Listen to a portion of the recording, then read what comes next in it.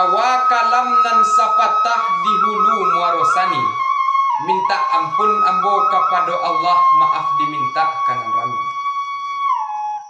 Kalau diinok dimanuangkan, kalau dikanang dipikiri, taraduk dimaso nan bak kini jatuh badarai ayamato lamah sagalo pasandian.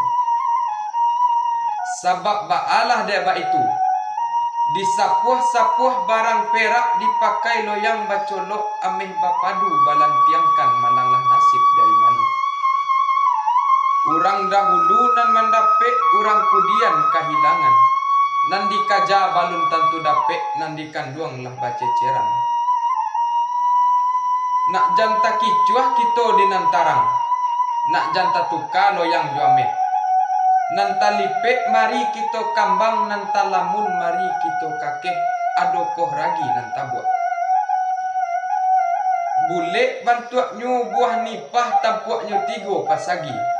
Diliek lipek indak barubah, di kambang nan indak elok lagi.